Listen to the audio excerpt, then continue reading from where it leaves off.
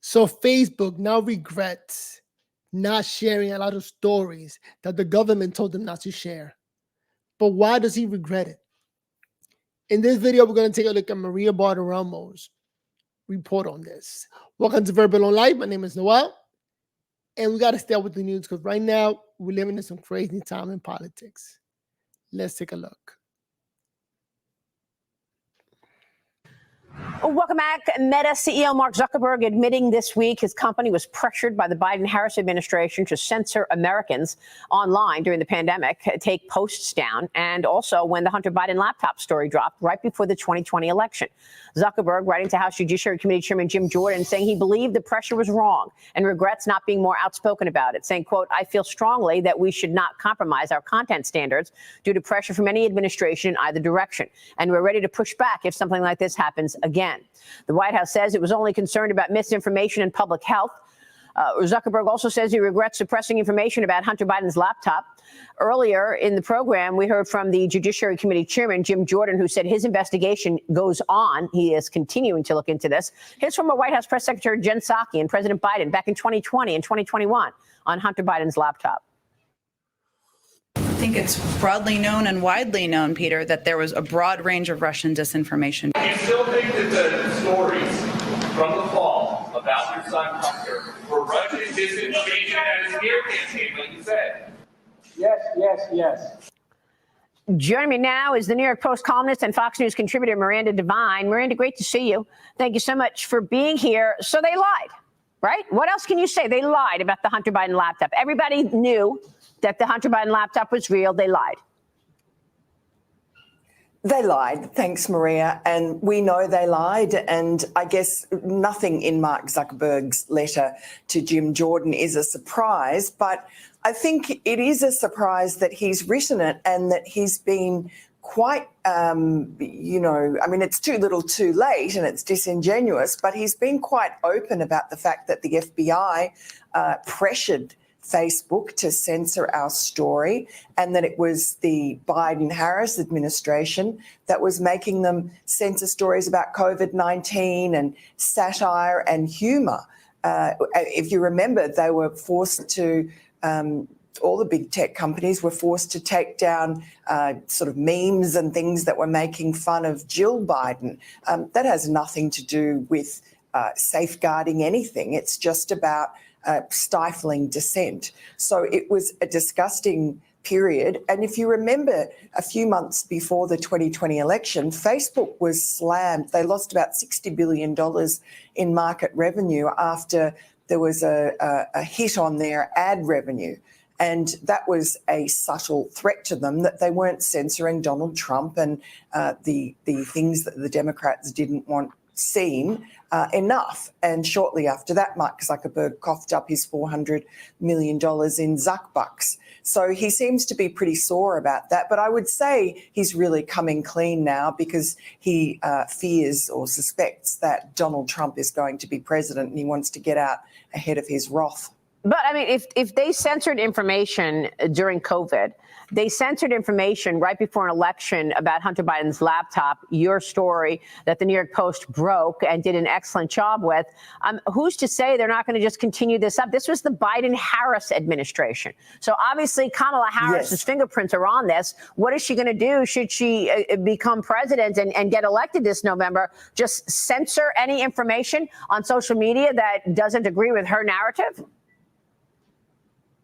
Well, look, this is a global censorship operation and the Democrat administrations are fully on board with that. And you saw just this week with the arrest in France of Pavel Turov, the founder of Telegram, the equivalent of Mark Zuckerberg, a former Russian, for refusing to allow authorities backdoors into his encrypted app. And so that's a threat that is being felt by all tech giants. At least we have the courage shown by Elon Musk to push back on it. And let's hope Mark Zuckerberg comes clean on everything that happened. We need a Facebook files like the Twitter files. Yeah, I mean, and the courage of Fox News and Fox Business and the New York Post. This requires incredible courage to pursue the truth. So yes, thank for you and your company and Fox, as well as Elon Musk. And I kind of agree with her. I think Mark Zuckerberg is a businessman. And as a business decision, it looks like Trump is going to be the next president. So he's trying to get on the good side of the president, right? Because at the end of the day, it's all about the money and your particular company. I don't think you would take, or anybody would take a decision that will hurt their company. So he wouldn't do this unless he thought that Trump was going to be the next president and could potentially hurt his company. But now Trump could look at him as a good guy. Like, he's actually a smart guy.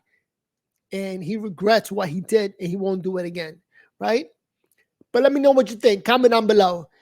I'm with that. I'm with the fact that this man is a businessman. That's all he cares about. He's not donating because it doesn't look like Kamala's going to win. Let's be honest here. Trump looks like he's going to take over. Like, he's going to dominate this election. So what side do you want to be on, right? Do you want to be against Trump or in favor of Trump? With that said, they're still investigating the shooting. Oh, wow. The assassination attempt was epic. Now, was it a mistake that the Secret Service made? Or was it on purpose? Like, they really put out a hit on this man. And you got to be careful what you say out there because, hey, every word gets twisted. In my opinion, I believe there was an attempt to assassinate the president because they tried everything else to get rid of him and they couldn't do it, right? Sending him to jail, taking his money away, and now assassination. So everything possible. Let's take a look at Dan Bongino, who went on to complain about this and how it looks suspicious. Check out this video clip because it just looks like it was on purpose. Everything was what a government agency does when they're not telling the truth and they're trying to hide something. And the pattern recognition always goes to some form of scapegoating. We saw it at DOD when people refused the vax, they were scapegoated and driven out. We saw it at FBI when whistleblowers talked about spying at school board meetings and at Catholic churches, they were driven out. And now I take note of the fact that certain people at the Pittsburgh field office have been put on leave. And I've also seen the story change where initially the Secret Service was blaming folks in local government. And then there was admission that there weren't appropriate responses to requests for additional manpower. So what I'd really like to do with you is bring us into that process, because Senator Hawley now has a whistleblower saying there was a manpower request that was coming out of Pittsburgh, and headquarters Secret Service was putting downward pressure on the local agents to try to reduce the intensity of that manpower request. So give Congress a little sense. How does that get developed? And then what should we think about the fact that someone is saying that headquarters was trying to get people to not make requests of enhanced protection? Well, I can give you an example from personal experience. I saw Senator Hawley's tweet. The Secret Service is going to rely on this and what they're trying to do now, and you're accurate in your analysis about how this cover-up is starting to work. What they're going to say is, well, there was no real formal request made. Here's an example, and then I'll tie something that happened to me. Imagine you're working for a company, a public company. It's actual accountability, stock will tank or whatever. You can't make products that'll kill people. You'll go out of business. If you do, there's a penalty. But imagine you're told by your safety guy, you're the CEO, and your chief safety officer says 50 to 60 times, hey, again, this widget has a defect. And if we put this out, it's going to kill someone. And it's clear after the 50th time that the CEO doesn't care. So when the 51st time you tell the product blows up, the CEO's going to say, well, he didn't tell me yesterday. Well, he didn't tell you because he told you 50 times before and you ignored him. So what they're doing now is Ron Rowe, the acting director, who is the deputy director, the number 2, who is unbelievably, again, got a promotion out of this. A guy was murdered and someone got promoted, which is obscene and disgusting. He is part and parcel of this whole day-to-day ADPO, Assistant Director, Protective Operations, Deputy Director, Director chain that makes management decisions. When they tell you early on, we are not doing this for President Trump, Congressman. We're not doing counter sniper teams. We're not doing CSU. And then they say, well, on that day, we didn't deny assets. You didn't have to. You've been denying them for 4 years. I was told by a direct source a direct source. This is the quote, that at Mar-a-Lago, they were begging the DTD, the Donald Trump detail, begging for enhanced security. We can't secure this place like this. And one of the quotes from one of those three people I just told you about was, we don't secure nightclubs. Really? What if a nightclub owner runs for president? You don't secure you secure whatever the hell they tell you to secure. That's not your job. That is what happened here. And that's what they're going to rely on. And that's where you guys, I think, have had the kind of the guts to take this on. Do not let them fall back on euphemisms and word games where they go, well, that specific day we didn't say no to any assets. Have you in the past? How often? Matter of fact, how many counter surveillance teams have you actually dedicated? What percentage of Trump sites? How many CS teams? There's a story out there that was the first time counter sniper Secret Service assets were ever used at a Donald Trump site. So you're telling me your most threatened protectee had no professional Secret Service overwatch? As Ben showed, these guys are more than skilled and competent. They don't need the Secret Service to tell them how to do their job. I think that gets to this intent question that Congressman Mills framed up perfectly at the beginning of our discussion. Congressman Mills says the key question here is whether this was your run-of-the-mill government incompetence or whether you see features of such just disregard for the duty at hand that you believe there's some malice. And in his opening statement, Mr. Prince says when the incompetence reaches a certain point, you can impute the malice to that. And what I think you have unique experience in is, well, like this culture of denying requests, like to Trump, or a circumstance where not even the Donald Trump detail, but the folks in the Pittsburgh field office who are not normally on the Trump detail were saying, hey, just based on this, we might need more. And they were discouraged from even making those requests, so they couldn't be denied. I think you can give us a lot of insight into the type of questions we need to be asking and of who to understand that culture, because like you think of the Secret Service, they're off with a number of protectees, yes, right? Of all kind of different profiles and different, I guess, priority, for lack of a better term. And so like, what should we think about imputing malice at a point in which Donald Trump, one of the most threatened people on the planet Earth, is having to endure these denials and this culture of limited protection while you're seeing other details, beefed up substantially? I think, and I don't think I put this out yet, but I'll put it out there now. When I was there, it was definitely not a political enterprise. It just wasn't. I never once, working for President Clinton, Bush, and Obama, had anyone even remotely implicate a political motive for any decision whatsoever.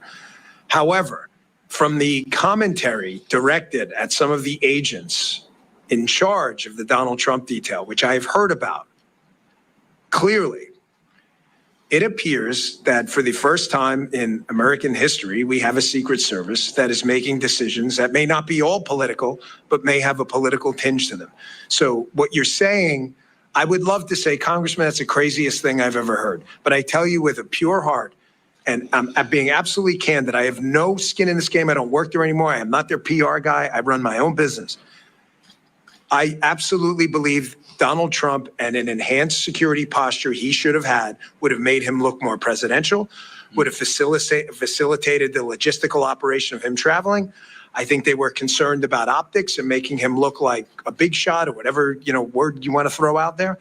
And they were making some of these decisions based purely on grade school level politics. I don't want to believe that, but I didn't want to believe it with the FBI either. I didn't want to believe it with the NIH either. I mean, a lot of these agencies that have been, I think, subject to political capture, we want to think of them as above that. And we all spend time around Secret Service. We're inspired by their patriotism and the willingness you have to literally take a bullet for someone if necessary. But just like in the military, just like at the FBI, I worry about the political capture happening at headquarters and then that culture informing decisions in a way that's very damaging to the country. So what Mr. Bongino just said ought to be the most important work of the United States Congress, to figure out if these decisions were run-of-the-mill incompetence that you've got to deal with the better tech and the better processes and the better HR and get rid of the DEI. But if it's something even darker and more devious than that, that must be rooted out, because what we've seen at these other agencies of government is it does not cure itself. It has to be excised, and that investigation is the most important work we can do. I thank you guys for leading this effort, and I yield back. Thank you, Mr. Gates. With that, I just want to go first to you, Mr. Prince. You said you roughly have about 3,500 at the peak of Blackwater, correct? That's right. Secret Service currently has approximately 7,000 approximately. What was your highest annual revenue, if you don't mind me asking, give or take, for that many operations? Oh, for that, the protective mission was about 2,500 to 2,800, and that revenue would have been around $600 million. So $600 million for that. And again, that's deploying in a war zone where 41 of our men, my men, were killed. So in safe action. to say, if you had $3.3 billion allocated to you, you could have done some even more miraculous things with resource and assets, correct? I'll give a simple comparison. Around 2005, George W. Bush wanted to grow the size of the Border Patrol. I remember being called to a congressional hearing then because they compared what it would cost us to train a new CBP agent versus what the federal government was going to take. And our figure came in at, All right. their figure was actually higher than sending someone to. Let me pause it right here real quick. At the end of the day, Trump is going to be winning. So either they do the investigations now or when he gets on as the president. So comment down below. What do you think? Should they finish the investigation now or should it continue as business as usual? We got Jazz Ray Ware here saying that this is a waste of time and that this is a gimmick for TV or a TV show gimmick. But I don't think so. I think questions need to be answered and all the conspiracy theories need to be thrown out the window. What the hell happened that the president almost died? Crazy. Let's keep watching. Harvard for 4 years, and that's to train a guy for 4 months. That's it. So it's the federal government blows money. Like I said in my testimony. And my point is that the failed metric of government, whereby the more we spend, the better outcome we receive, is a flawed and failed measure, which is why we're at $36 trillion in deficit. And the reason I use that $3 billion, as you know, Mr. Prince, is because that's the actual amount that appropriators have allocated to the Secret Service, which means that, to Dan Bongino's comment, they shouldn't be utilizing past equipment to serve tomorrow. They should have more than enough assets and resources in place with a $3 billion budget. Would you not agree? Certainly. And I want to go to you, Mr. Bongino. I want to point out some things because culture failure, as my colleagues point out and others, I want to mention a couple of things. August 14th, 2024 is reported failure that a Secret Service agent abandoned her post without permission to breastfeed child before Donald Trump was scheduled to arrive in North Carolina. August 12, 2024, it was reported that a Secret Service special agent who was an official site agent for the July 13 Butler PA rally is under investigation for posting videos and photos for protective assignments to social media.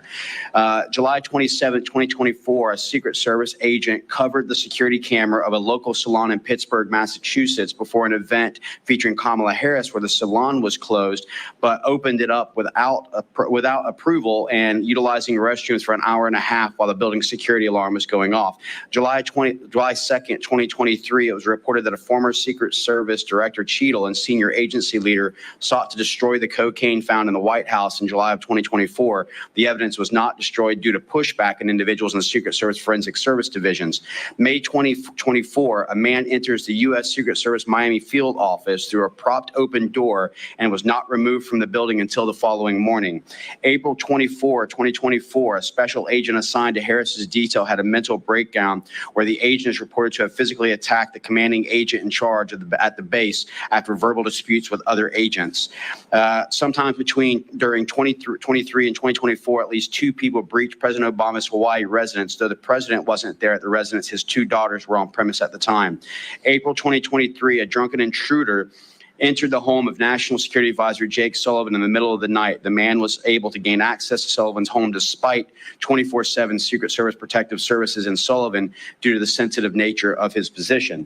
Now, I want to go back to a comment that you made, Mr. Bongino, where you said none of these problems are new. I think just the list of those that I've just mentioned shows that this is not a new problem, but it's existed for quite a while. And with a $3 billion annual budget, I would think that we would start evaluating those mistakes to make those corrective actions. would you agree with the things that I've listed, with the budget that is allocated, that there should be a much better provision of security for protectees than what you're seeing today? Oh, there's zero dispute about this. You know, Mr. Prince's company had accountability. People fire him and find a new company if he lost a protectee. You can't fire the Secret Service. 18 U.S.C. 3056, they're obligated to protect him. The Secret Service has a culture problem, Congressman. I was an instructor in our training academy in Beltsville, Maryland for 3 years. I ran operations over there, taught investigations over there, spent a little time in the control tactics unit. Was there for 3 years. Unfortunately, I can't count on one hand. I would need probably two and toes as well to count how many agents who could not meet even basic protective functioning skills and criminal investigative skills. I didn't know you just couldn't fire them. Keep it moving. But who met other criteria completely irrelevant to job performance, who were pushed through and told with a wink and a nod, this woman or man needs to graduate. Well, why? They're clearly incompetent. Every instructor who's encountered this person has said this person's incompetent, to the point where in judgment drills, they're killing the protectee in the judgment drills. That's kind of not what we do. You're not supposed to shoot the protectee yourself in a simunition drill. And you would say things, you would hear things, excuse me, from special agents in charge. And I encourage you all to look into this, how the training center works and how they graduate students, where they would say, well, that person files a lot of complaints, like EEO complaints. Okay, well, are they real? That sounds serious. Sounds like a serious thing to me. I take that stuff seriously. And they would say, well, they file them enough that it's become a nuisance and they're not really legitimate. But because this person files a lot of complaints, we need to graduate them.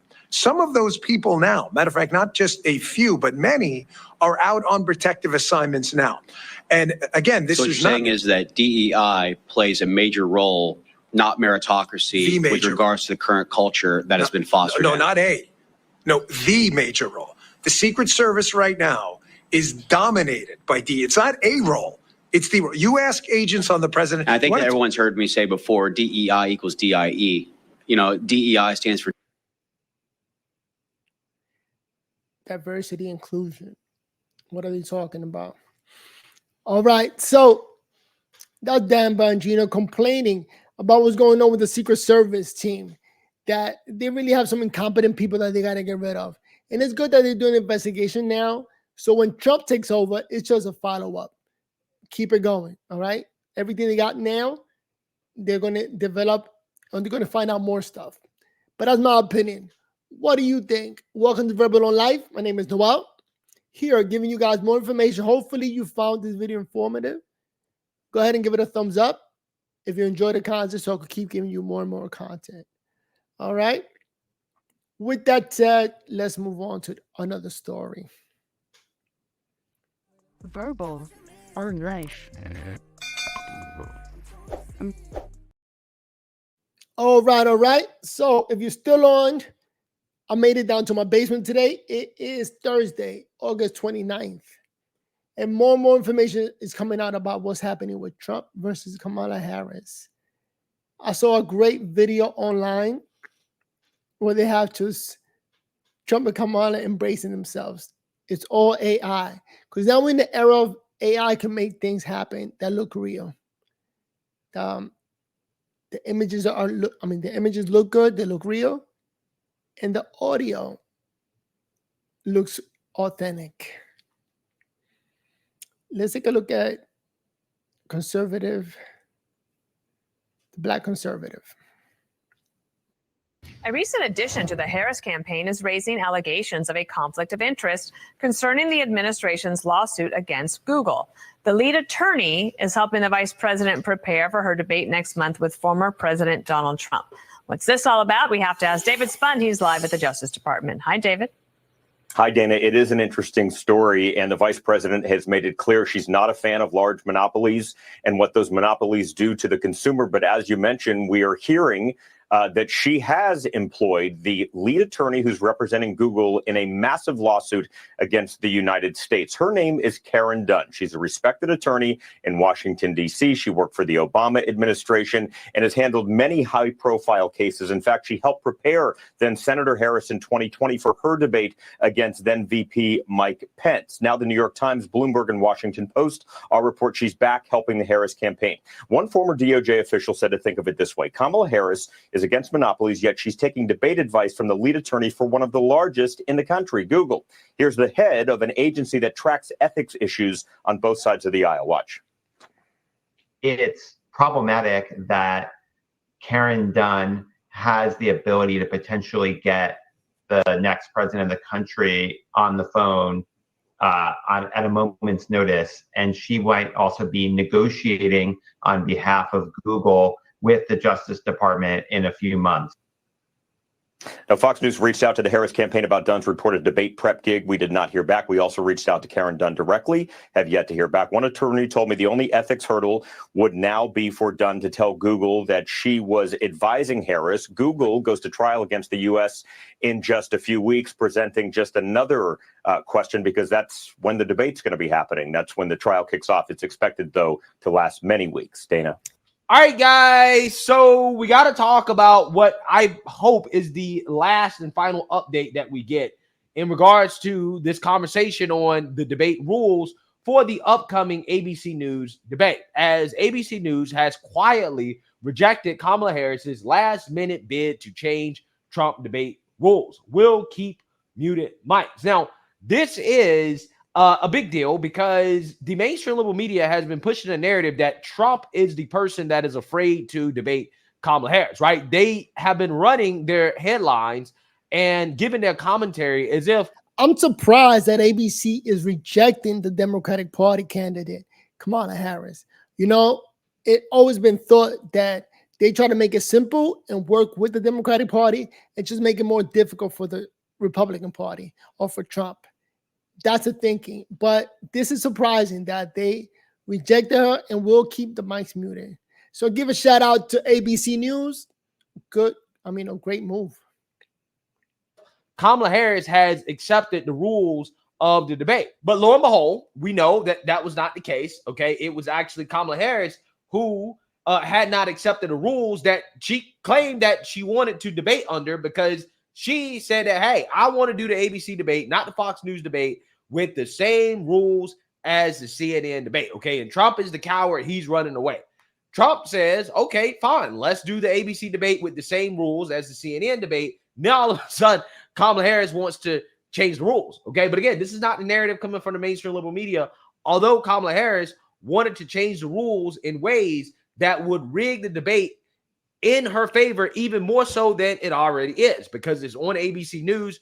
We already know that is rigged, okay? It's rigged against Trump, but she wanted to sit down so that she doesn't look weak compared to Trump on stage, okay? She wanted a cheat sheet, okay, so that she wouldn't forget her talking points that her handlers have given her before the debate. And also she wanted the mics turned on so that she could maybe get the strong black woman moment if Trump interrupts her in the middle of one of the many lies that she will tell at the debate. Now, again, the Trump campaign has maintained from the beginning that, yeah, we've essentially agreed to the CNN rules, okay? And it's Kamala Harris. These are the people that were holding everything up because she's scared. It looks like the debate over the debate is done. The debate is now on. 51 million people watched the first one in June, which turned into such a debacle for President Biden that he dropped out. You may have an even bigger audience for the second debate. How is Trump preparing for it? Look, Donald Trump is a big game player. This guy rises to the occasion every single time. Yep. I remember in the 2016 campaign. Oh, by the way, my prediction, I think this debate is going to be worse than the Trump-Joe Biden debate. I think it's going to make Kamala look horrible, even worse than Joe Biden. So after this epic debate, I think it's all over for Kamala. It's going to be crazy. The only problem is going to be the mail-in ballots. I think they're going to vote before the debate. So therefore, whoever voted for Democratic Party already did it. Only those who haven't voted are going to be now switching their mind to Republican Party, because it's going to be an epic, awful debate for Kamala. The first time he ever stepped on a debate stage with all of those Republicans on there, he'd never debated, and he won the debate in overwhelming fashion. And then when he had to debate Hillary Clinton, again, had never done a one-on-one debate against someone who the media told us was the most qualified candidate to ever run for presidency. And so he beat her in those debates. And then what do we see from a man who had to debate someone who's been in elective office for half a decade, half a century, 50 plus years? He destroyed Joe Biden. And only because of Donald Trump's successful debate performance did the American people finally see the cognitive decline that most of the White House press corps has been lying to us about for the last 4 years. Kamala Harris has clearly been lying about it. So I am so confident of his success going into this debate in early September that, as you know, the Kamala Harris campaign wanted to be able to sit down so she could be on equal footing. She didn't want to have to stand at the podium. It is true. She said, I want to bring notes. She said, She said, we want to have live microphones all the time.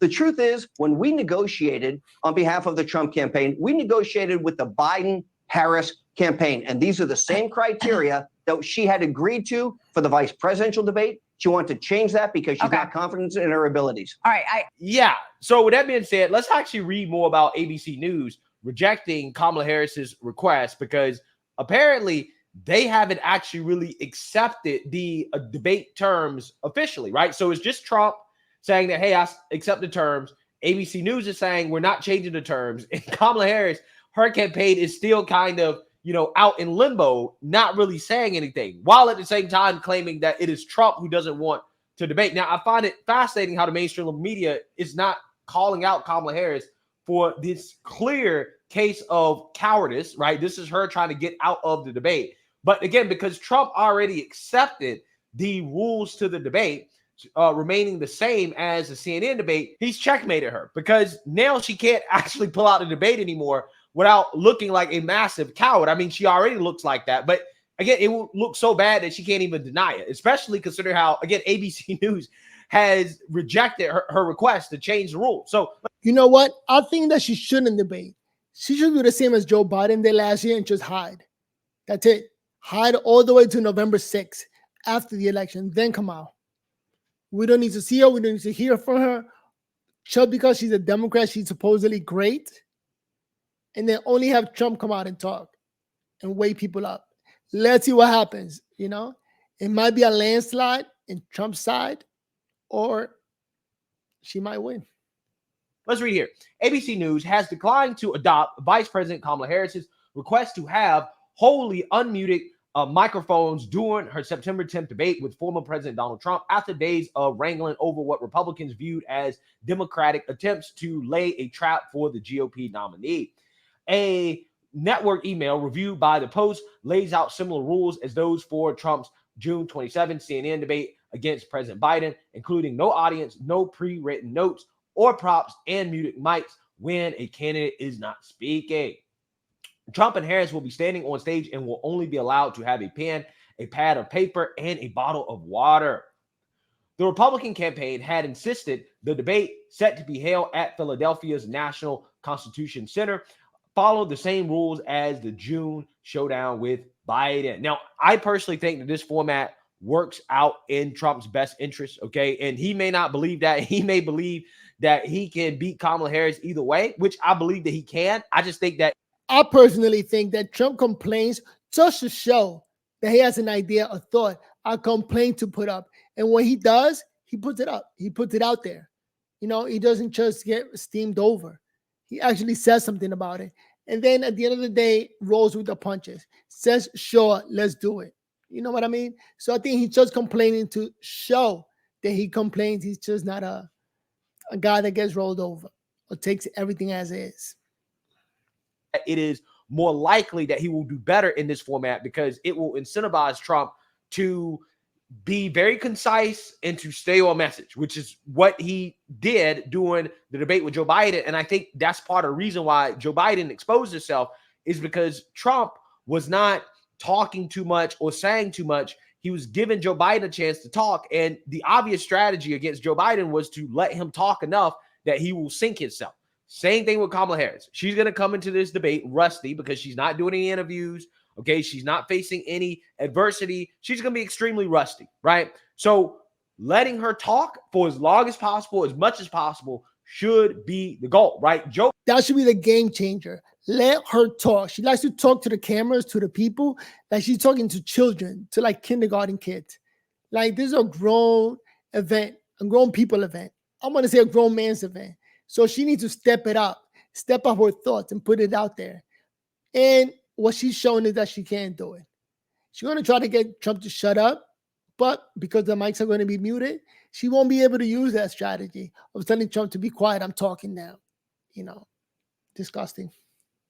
Joe Biden and Kamala Harris, they're the same candidate in the sense that the more you let them talk, the more that they expose themselves, and the better chance that you're going to have of winning the debate. Okay, so I think this is why the Trump team is insistent on keeping the rules the same, the CNN rules the same. Now, again, this kind of backfired on Kamala Harris because Trump was the one initially like, okay, I didn't really agree to this debate with you. I agreed to the debate with Joe Biden, but Kamala Harris, because she was so concerned about having the debate on a rigged platform where she has home field advantage, she tried to force Trump into accepting the ABC debate under the same rules as Joe Biden. And then she realized that, oh, wait, hold on.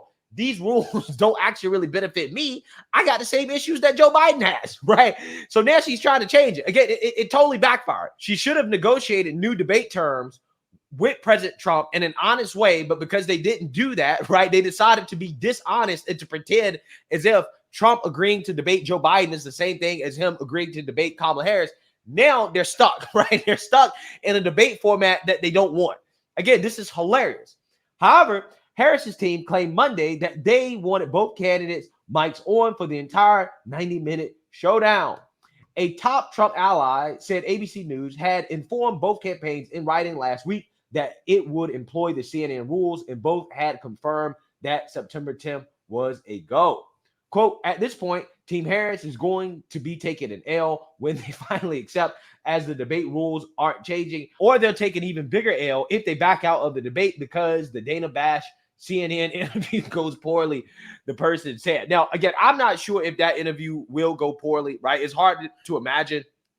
Oh, yeah, that interview is going to be today, Thursday, 9 o'clock Central Time. So that means it's going to be, what, 6 o'clock over here? It's like a 2-hour difference. So it's going to be a great interview. There's going to be two people there, her and Walt, because she can't do anything by herself. And it's going to be scripted. It's going to be amazing. And that's all my opinion, how it's going to be handled.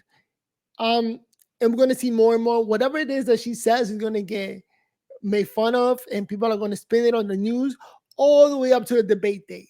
Because I don't think she's going to be doing any more interviews after today. She's still going to wait until the debate date, and then let's see what happens. We are living in some crazy times. I mean, you got Trump going out every day and doing interviews, taking questions, going toe-to-toe with anybody who wants to talk. Let's do this. Not afraid. Okay? And again, shout out to Trump again for stepping up to them, putting up 3 debate dates and arguing with them, just putting it out there and just showing everybody that they don't want to do it. They only want one date, and they want their, what's it called? Their constraints. Let's keep watching. Kamala Harris laying an egg when she has her emotional support person, Tim Walz, with her to make sure she doesn't mess up. And Dana Bash is a liberal propagandist, okay? But, hey, the Trump team is trying to get Dana Bash to be fair. That list, I believe there were 10 that the Trump campaign has put out, but it was control room C04. The question about Joe Biden, the question that you pose in this, why did you conceal Joe Biden's cognitive decline from the American people? Is that the stance from the Trump campaign at this time? Well, I'd even put a finer point on it and say, Kamala Harris, when did you know that Joe Biden was mentally shot? There is no way that Kamala Harris, who once said that Joe Biden was sharp as a tack, anyone with 2 eyes, or even 1 eye for that matter, can see that Joe Biden is not up to the task. Everybody's seen it.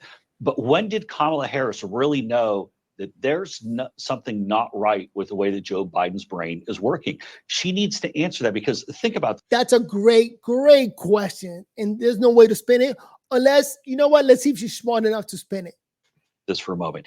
If she was willing to look in the eyes of the American people and lie to them for years saying that Joe Biden was okay, then she should have said something. And this was 25th Amendment time. These are some real crises. And also, too, there's responsibility from Kamala Harris when she was the last one in the room when that decision with withdrawing from Afghanistan was made, the disastrous decision where it took the troops out first and, of course, led to the 13 service members at Abbey Gate being killed. Does Kamala Harris still think that was a smart move? But with Biden, she can't say that she's all about the future when, again, she's the one who created the current nightmare. That's on Kamala Harris. Okay, but if there's any indication from the mainstream media and their interviews with the Trump team this morning, yeah, that interview definitely is going to be a softball, because they won't even admit. And I don't get how soft the interview is. It's going to disrespect the viewers that are trying to say that we're dumb. Us listening and watching, like, we can't see it with our own eyes that this woman is talking to elementary school kids, not grown adults. That Kamala Harris was the border czar. Thanks so much for being with us. So how do you explain now that Vice President Harris is seen as perhaps the candidate of change? Well, thank you so much for having me, John. And it is our goal over the next several weeks ahead of Election Day to ensure that voters understand Kamala Harris is not the candidate of change, nor is she the candidate of the future. Kamala Harris is the Vice President of the United States right now, and she is wholly responsible for the failures over the past 4 years.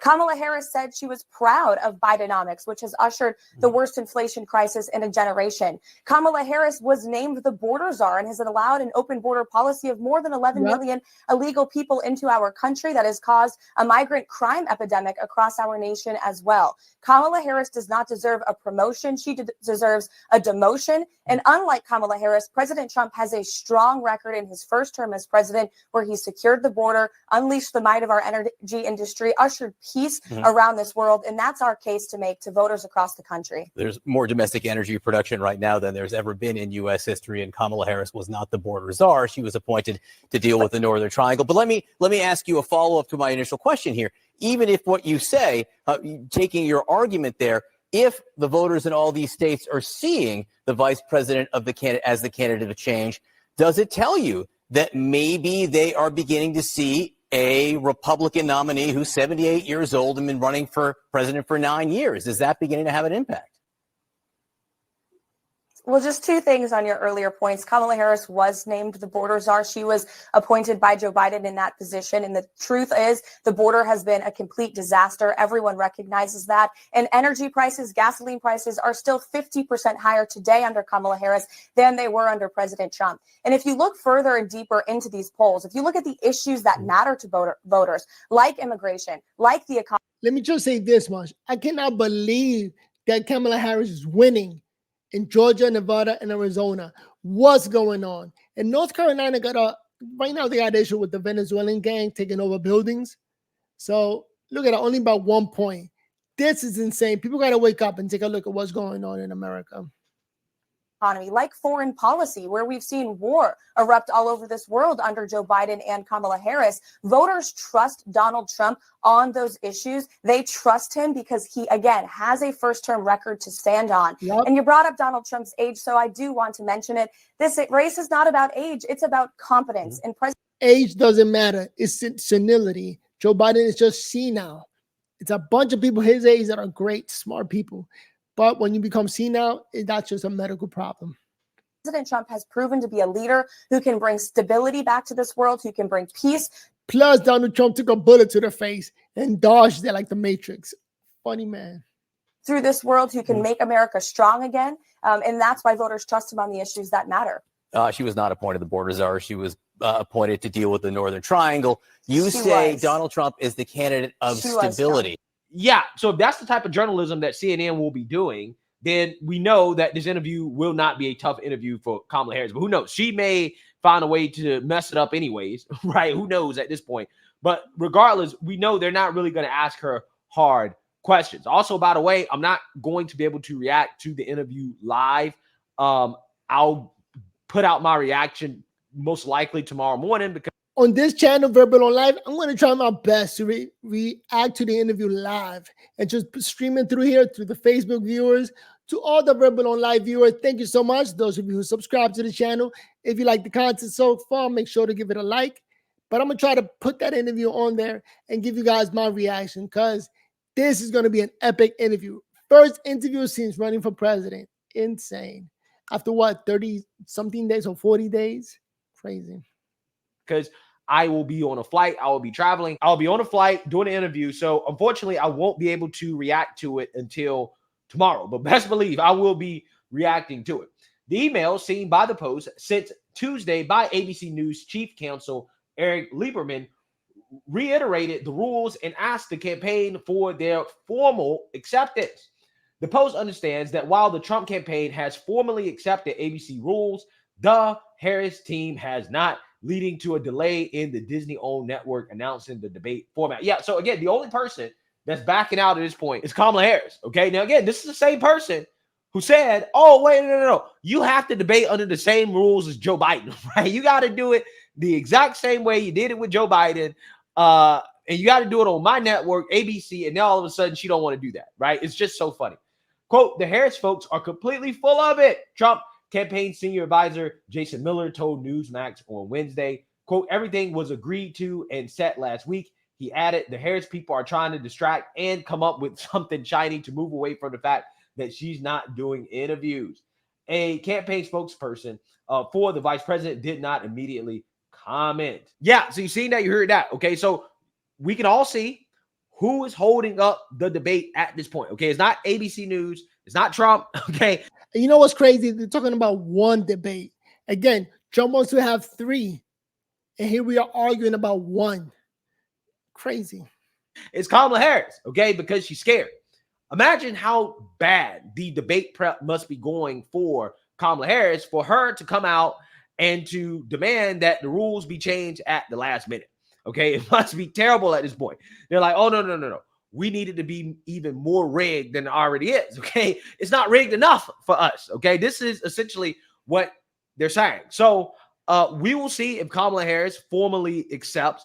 At this point, the ball is in her court. The mainstream liberal media and the Democrats and the liberals, they can't keep spinning this to say that Trump is running away when you have ABC News coming out and being like, yeah. We've rejected Kamala Harris's request, and Trump has accepted the rules of the debate, the CNN rules. The ball is in the court of Kamala Harris, right? We can't announce until Kamala Harris formally says, okay, we accept the rules, which she hasn't yet. So who knows? Maybe she'll pull out.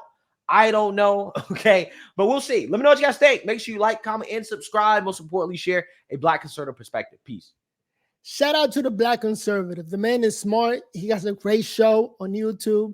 I watch it all the time, and I wanted to share it with you guys because we are living in some crazy times, what I consider crazy, some great times where things that never happened before are happening today.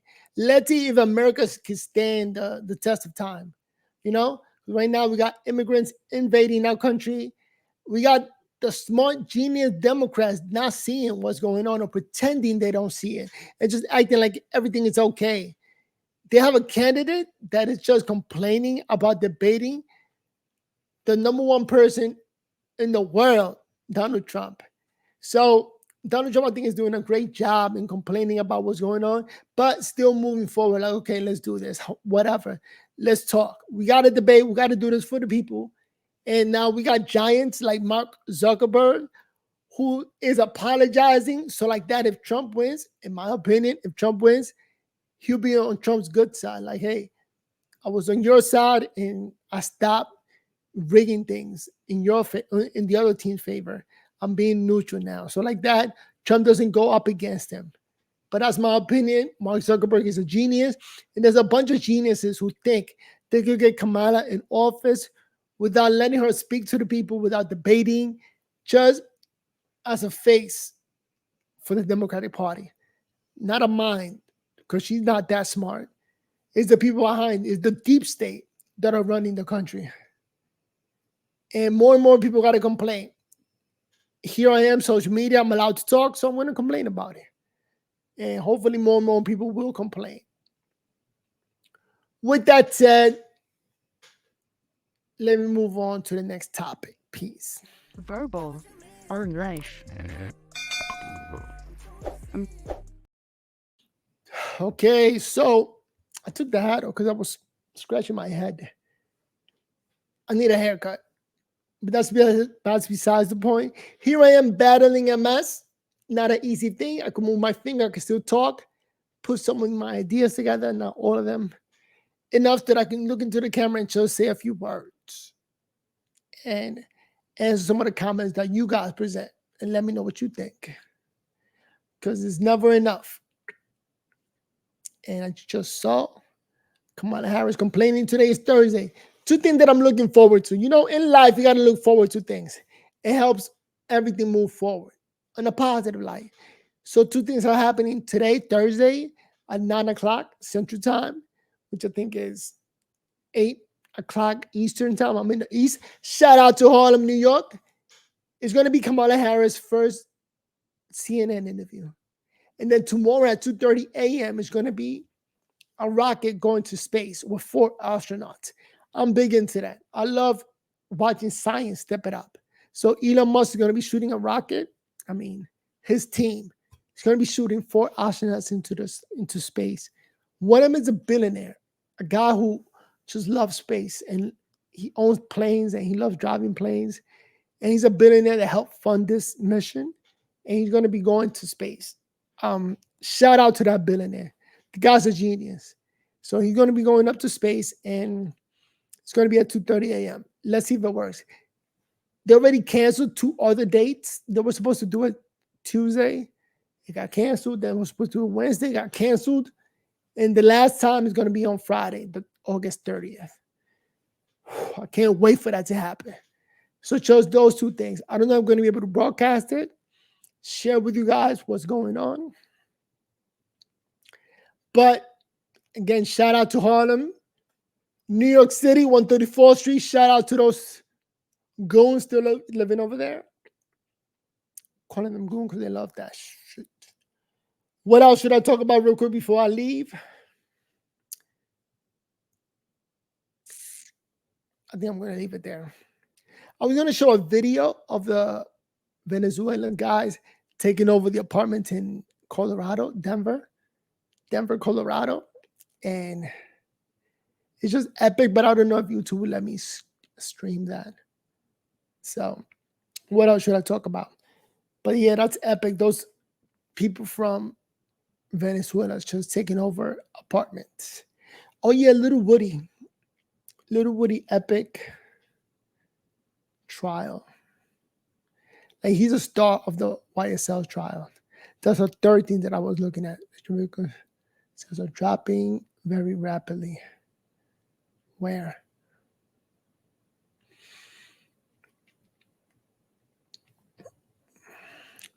All right, I think it's becoming boring now. My name is Noel, here at Verbal on Life. This is becoming boring, so I got to do a little bit more talking. Not that easy to just come up with thoughts and ideas and just spread the love with you guys.